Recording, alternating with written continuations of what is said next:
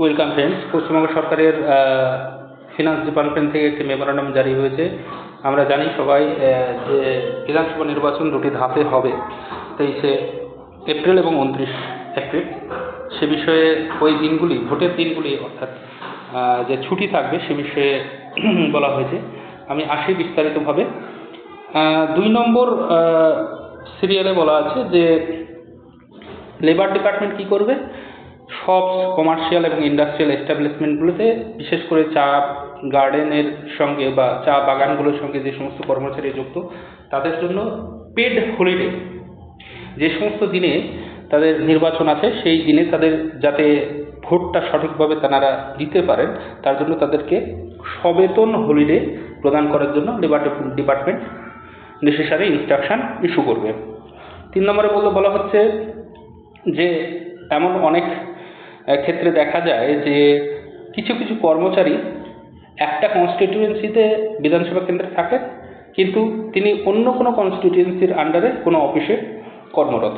সেক্ষেত্রে তার যে নিজস্ব কনস্টিটিউয়েন্সি, সেখানে যখন ভোট দান হবে ভোটের দিন, সেই দিন তিনি ছুটি নিতে পারবেন। 3 নম্বর কলামে বলা আছে। 4 নম্বর কলামে হচ্ছে যদি সেই সমস্ত বিধানসভা কেন্দ্রে রিপোল হয়, সেক্ষেত্রে কী হবে, রিপোলের ক্ষেত্রেও তেনারা ওই দিন ছুটি পাবেন ভোটদান প্রদান করার জন্য। 5 নম্বরে বলা আছে যে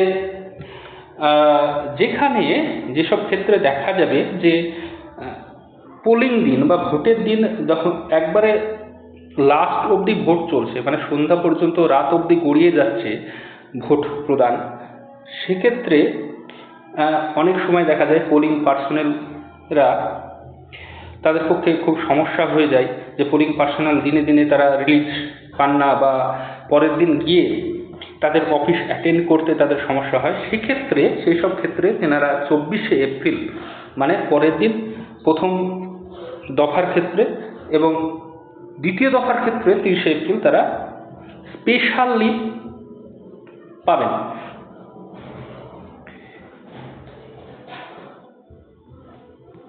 6 নম্বরে বলা হচ্ছে in respect of government offices, educational institutions, অর্থাৎ সরকারি অফিস বা শিক্ষা প্রতিষ্ঠানগুলি বা অন্যান্য যে সমস্ত অফিসগুলি যেগুলি আপনার polling station, sector office, DCRC হিসাবে ইউজ করা হবে, সেই সমস্ত প্রতিষ্ঠানগুলিতে 22/4/26 এবং 28/4/26 একটা লোকাল হলিডে হিসেবে ঘোষণা করা হবে।